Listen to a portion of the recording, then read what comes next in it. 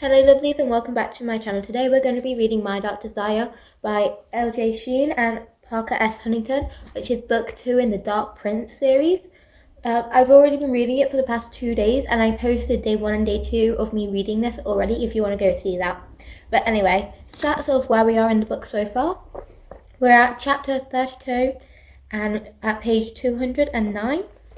I'm currently really enjoying the book. It's a Cinderella retelling, hence the kind of blue ensemble I have today. But I'm really enjoying reading it. Snack-wise, I just have a cup of cordial right now because I'm middle of the day and I've just had lunch. But when I have food, I'll update you and show you what I'm having whilst reading it. But anyway, I'm going to have some of this and then get into reading.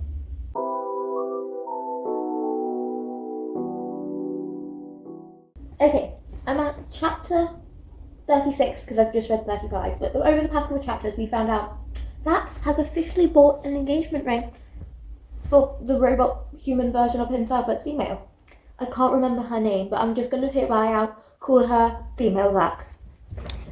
The mother disapproves heavily of Fallow, and she's like, no, don't ruin, no, she's ambitiousless, she's da-da-da. The mother dislikes Fallow and is just like, you need to marry the other girl, female Zach. And he's like, okay, and forced to go ring shopping.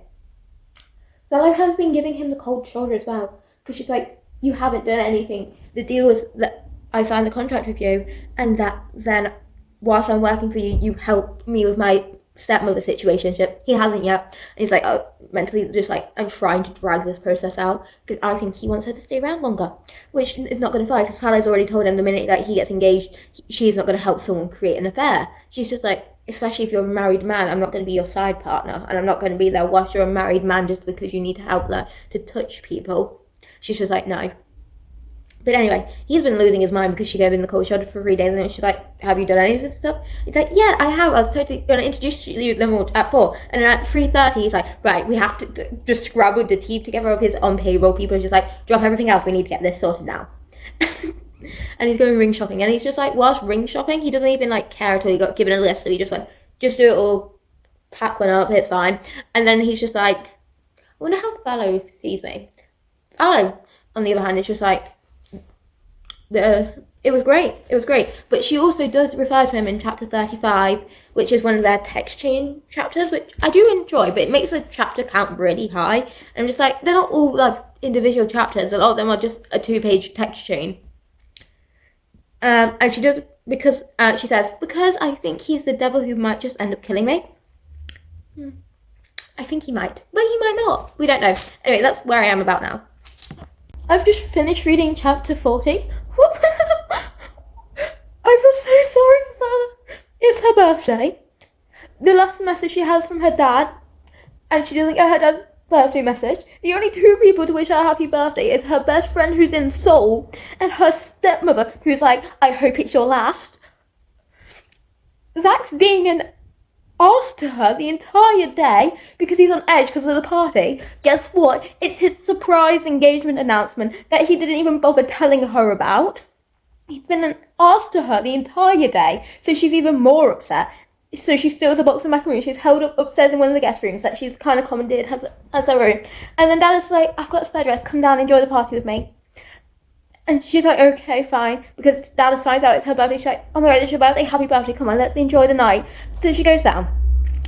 And then she gets down there. She looks beautiful. And then Oliver harasses her, goes full on protective best friend mode, goes, don't hurt him, he's a broken man, don't hurt him. Which I honestly respect Oliver for, because he recognises his friend is deeply troubled, and he's just like, just don't hurt this man, please, just don't hurt him. And like, you know what, I respect it. And then she wants to leave because she's like, just like, no, I'm pissed off at Zach. Oliver's basically told me just to like, basically told me not to hurt this man who's hurting me. And she's just like, we have no relationship really. Then Zach goes up to her and said, don't leave or anything. Who's coincidentally been missing for the majority of when this was all going on. And she's just like, I want to drink and I want to leave. And he's just like, no. And then the mother gets up on stage. And the mother goes, oh, we've done this to this charity. And now my America's worst kept secret, my hunt for a daughter-in-law. And I finally found one. And she calls up the female Zach. And she's just like, what? on her birthday, and she's so upset, and Zach literally just touches his pinky to hers and then gets up on stage and joins her. And then the mum's just like in the background, oh, let's look at the engagement ring. And she runs away and she runs upstairs. And Dallas is after her and she's like having a breakdown crying because she was getting very attached to Zach inside. She feels stuff for her and she's just crying. And then she gets up to the room and there's just presents everywhere from Zach, filled of different types of shoes. And if you couldn't get more Cinderella style, well, he did it, and it's just filled with shoes, with shoes that would be actually useful to her. So it's like, there's different types of trainers, there's different types of fencing shoes, and she's so upset, she's just throwing them out the window. And like, I'm just like, you know what, fair, that's fair. I would be upset too, I really would be as well.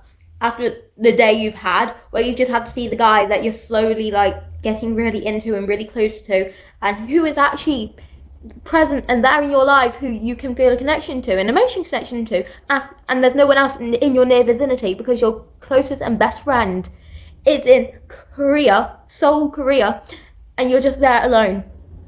The only good thing she did get out of it though is that to have a dance with Oliver, she did say you have to pay for my flight round ticket for me to Seoul in first class, so at least she can go to Seoul for the best friend's wedding. But like, seriously, I feel so bad for her. And it's only her 23rd birthday. Like, I just feel so bad for her. But anyway, back to the book. Okay, so I've just finished reading chapter 42, and there's a lot that's happened. First off, he was very, very upset that Fallon threw we have a confirmed number, 23 of the shoes out the window, one for each year of her life. And she's like, why?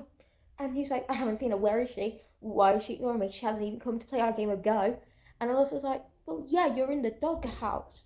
You didn't tell her about the engagement and like the announcement of the engagement, and you thought pity presents would work. And he's like, they're not pity presents. They were for her birthday. And he's like, yeah, no, she has the right to be pissed at you. Yet again, proving why I still love Oliver as one of my favourite characters, even though he's just Oliver in the best way possible. And then like, oh, he's just like, where is she? It's been 24 hours and I haven't seen her in 24 hours. And he's going slightly insane because he hasn't seen her. So he gets in his car, drives all the way to the stepmother's house to find her, which is a complete mess currently because like they apparently can't live or clean without Fallon there. They just can't operate as human beings. I'm just like, and you treated her that way? I would have treated her nicely. So then you could actually have a livable house. But hey, each their own apparently. But anyway, he gets there and he's like, where is she? And he's like, where's your sister? And she's like, who? And he's like, Fallon. And then he's finally picking up, not the sister, just where's Fallon? And then he finds her in the room and he's like, I could break down this door, but I need her to let me physically back in. And she's just not talking to him and giving the cold shoulder. And then they have like this little reconcile bit where she kisses him and they kiss. And he's just like, I need to soak up as much of her warmth and her as a being, because once she's gone, I'm going to be lifeless and I don't want to freeze over again. But then the sister arrives back home and she calls out her name and she goes, I'm back. And it's like a moment of clarity for Fallow where she's just like, I can't, you're an engaged man. And he's like, the engagement is not real, it's all fake. He's like, it doesn't matter. And she's like, no, the relationship is fake and it doesn't matter, but your engagement is very much real and very much true, and we can't do that. And he's just like, I need you to fix me. And he's now worried because he's like, fix me. And like, he also states, like, the closing chapter is, each second she got closer to unchaining herself from Vera and her stepsisters was the second that brought us further apart. The moment she didn't need me anymore, she would leave. So was she did. I returned to my peaceful, quiet existence, structured, ruthless, and solitary, lifeless. This man is not ready to let her go, and he is already worrying about letting her go. But anyway, back to the book. Okay, so I've just finished reading chapter 47. And I have to say, a lot has happened in the past couple of chapters since I've updated you. One, Dallas showed up, Dallas being one of my favourite characters yet again. And she's just like, I'm sorry it took me an entire day, but come on, we're going. And she literally took her away to go on a flight. But Zach was there, and Zach was like, don't leave, stay, please stay, don't go. And Zach had been like annoying her all day, and she's just like, I work ridiculous hours for you. I'm here nearly every single day as a housekeeper, and I'm always just a housekeeper. I want to go with someone who's my friend and like to have a day just for myself. So she leaves with Dallas, who brings her sister along, and also she flew Aria from Korea so they could go to New York and have pizza and go see, yes, you guessed it, Cinderella. which was so sweet. And then she got back. And then the assistant, Natalia, was being her usual delightful self. No, she really wasn't, though. And she was like, you should go see how he looks at her, referring to female Zach, which really isn't the case now, because Zach is showing a range of emotions that I did not think possible for him at the start of this book. But anyway, she stumbles through, and she finds Zach having a candlelit romantic dinner with flowers and everything, kind of band playing, and she's just there, just like, she bumps in, Zach sees her, and she runs. She literally runs. And she's like, I can't go back home. Dallas. Coincidentally, as she's running out, she runs into Romeo. And she's like, can I stay at yours? And Zach is behind her, like, yelling, Fallon, get back here, don't leave. They're out in the rain. And she's just like, please take me back to your place. I can't be here. And he's just like, Fallon, don't leave, please. And he's like, I came out here for you, please don't leave. And she's like, what's the big deal about that? And she's like, my PTSD is kicking up. Please, can we talk, please? And she's like, fine. But you have to be inside the Prius. Which she knows is a triggering thing for him. She's like, we're going to heal you now or never. Get in the car. And Roman's just like, call me if you still need somewhere to crash. And she drives them up to her secret place under the speed limit. As safely as humanly possible, I might add as well, whilst he's having like a little freak out. And she gets there and is like, right, this is where I used to hide out a lot. And she's like, explain. He explains the entire thing. And she explains some of her background and everything. And then basically they have a full on like good heart to heart and everything. And then he explains that he's willing to sacrifice his own happiness for his mother's. And I think that's where there's going to be like a big fracture in their relationship. But also then they just like kind of, and I haven't read further along, and I'm about to get into the next chapter, but like you can see the deconstruction of their relationship and how it's hanging on by very thin threads, and that if there isn't any drastic change currently in their state of the book, it's going to crumble very soon, and I'm very excited to watch that happen. Right, time for a snack break. On today's menu, we have lovely roasted potatoes with cheese and with tomatoes and hot. You probably can't see them, but they are delicious.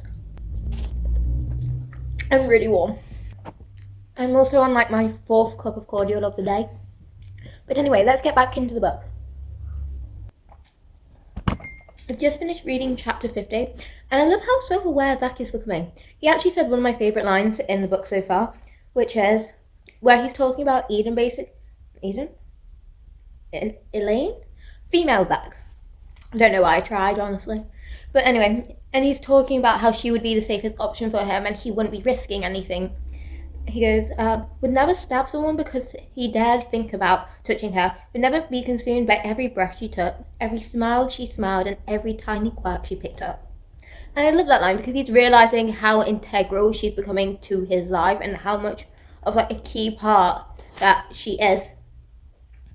And then the assistant, Natalia, is like complaining like, you never care when Fallow talks back to you. And in italics, because we all know italics are their true feelings. That's because she runs the show and you're merely an extra in it. Where she's realising that she is becoming the central piece of his life more and more. And then the chapter ends with, I fought a bitter smile, knowing deep down that I was the one being captured. This is after he made a move in their game of Go to capture her, and he's realising he's the one become captured, and I'm kind of just loving it. I love how self-aware he's becoming, but also how he's falling deeper and deeper into the trap and the emotion that is Fallow to him. And I love how now he rarely refers to her as Fallow. It's either Faye or Octi, and I still love it. It's so adorable. Okay, so chapter 51 was a chapter we finally found out what happened with the whole fencing thing. So, her dad dies. And then Vera is my now newest hated person in all of history, out of mothers and stepmothers, drained and cut off the card her dad set up for her after shipping her over to Korea anyway, then drained the joint bank account she had with her dad that also contained all her personal savings, so she couldn't physically leave the country, so she could host the funeral without the daughter being able to get there, and she was stuck with no money, no nothing, and her pride was like, I can't ask these people. Like, her dad was just like, she was not in a good mental state, so she took a bribe to throw the match because she thought she'd be safe, because she already was able to enter the qualifiers in the USA, so she threw the match, so then she could get the money, so she could get home for the funeral before they buried her father. Bearing in mind, she barely made it, because the coffin was already being lowered into the ground, and she flung herself at it, where her stepsisters all confessed to, how is she here? I thought you drained all her money so she couldn't come back. To Vera dragging her off, where Vera knew about the bribe because the girl's dad who bribed her, mum told Vera, because she thought it was like the de facto mum, like she has to know, went to the Olympic Council, told her about it, banned her, fined her, and removed her from qualifiers and everything. Like, took away her dream essentially. She really did not have to do this at all. Took away her dream and everything, and but didn't go to the past. And now, because she's pursuing her stepmother, because she has an illegal will and she's trying to get the real one put through, the stepmother decides to go, no, I'm going to go to the public about this. So then it's all over the public, and she's having a complete breakdown, and Zach finds her, and Zach's comforting her, touching her, hugging her. He literally pulls her into his lap, and he doesn't care anything about the touch. All he cares about is her in that moment, and looking after her, and being there for her. And it's honestly a beautiful moment for their relationship. A tragic moment for her, but a beautiful moment for their relationship. And then the final line of the paragraph in Zach's point of view is, because she goes, what happens next? And he goes, for my next act, I grab her hand and help her up. I'm going to burn down the world for you. And that is so sweet. And I love the development he has taken. He still hates everyone else pretty much on the planet, apart from a few of his friends and his mother and his aunt. Dislikes everyone else in the world. But his Octi also qualifies now. But anyway, back to the book. Okay, so I've just finished chapter 55, and I'm going to stop here for the night at page 349 because I'm tired and this position's starting to hurt. But anyway, I'm going to give a good recap of what's happened in the past couple of chapters and where we are. 1, the mother. I understand why the mother is the way she is. I understand Constance's character motivations. Yes, I get it. You're very traumatized from the whole situation with your husband and your son and like all of that. And they also have explained how she used to be. She used to be a very loving and supportive mother, and she used to just want the best for her child. And she also wanted the best for her child's friends, which was Romeo, she used to look after over at the house a lot before he got sent away and everything in the last book. But anyway, after the accident, she changed. She became a very different, rigid person, which leads to a lot of her character motivations. But that does not negate her actions of pure evilness. So obviously, we all know that Zach clearly cares a lot about Fallow, and that she's helping him come over his biggest and like most detrimental problems that he goes through. And what is that woman's reply? Oh yes, I'm going to have Fallow sort through with the fiance in the room, who knows about their situation, who has also discussed with Zach that yes, it's fine, I don't want any physical contact with you, this is a marriage of convenience, go away, sure, go away. And Fallow is already having moral dilemmas with the whole situation, but like she's working through all of that stuff currently, and she's trying to decide how she fully feels about it. But then the mother goes, come organise all the venues by alphabetical order, and then proceeds to hold up different ones and goes, what do you think? And obviously it's painful for her, because normally she wouldn't care about this stuff, but it's something to do with Zach, and it's Zach's future, and it's making it abundantly clear that she does not have one with him. And then it gets to the point where the fiancé does not want to do that. The fiancé is like shying away like this into the chair, and the mother goes, why don't you have a look over the wedding gowns? And I'm just like, the mum is kind of iconic for it, I have to say, but also at the same time, like, you're saying that she's hurting her son, whereas you are now hurting your son by not letting him be happy with the person who's been able to heal him and like fix him and made him able to actually interact with human beings without having a giant PTSD response to it. But anyway, then from there, she's like in a bit of a mood. She's contemplating a lot about their relationship, and she's like, I'm not anything for him, I'm temporary. A couple of weeks further down the line, we won't be in each other's lives anymore. She goes out for a swim in the pool, and Zach gets home at like 11 o'clock, and he picks her up like, you're gonna die, freeze to death out here. And she's like, make me. So he literally picks her up, bridal carries her out the pool, takes her up to the bathtub, and they end up doing it together in the bathtub without protection. And a lot of things are said in this bit. And then at the end of it, he's like, oh my god, I'm so sorry, I didn't mean. And like, he's apologising because he knows he's just put her in a very difficult situation because their entire emotions are running high. And she's like, I'll take the morning after pill. And he's like, no, I didn't mean it as a mistake. And she's like, no, you don't want a mistake or a scandal. And he's like, no, you're not mistaken, you're not a scandal. And he's literally calling after her, going, Fallow, don't run away from me. And in her italics, because we know the italics are the true feelings. Then, convince me to stay, end your engagement, tell me I matter. He did no such thing. And then the chapter ends with, Fallow, wait. I slammed the door in his face, hoping my heart was locked to. And that's the end of chapter 55. And honestly, I just need to see how this plays out. I feel like Zach has a lot of decisions coming in. I feel like if he decides to continue with the engagement, Vale will need to move out and find a different place because she's been staying at Zach's as well because the tension with Vera has been so high. And I'm just like, Zach has to make the choice. He can't just keep depending on Fallow for like this comfort and emotional support and to make the choices for him because that is so unfair. But I'm enjoying this book so far. But that's all for today. Anyway, go read yourself and I'll pick this up another day.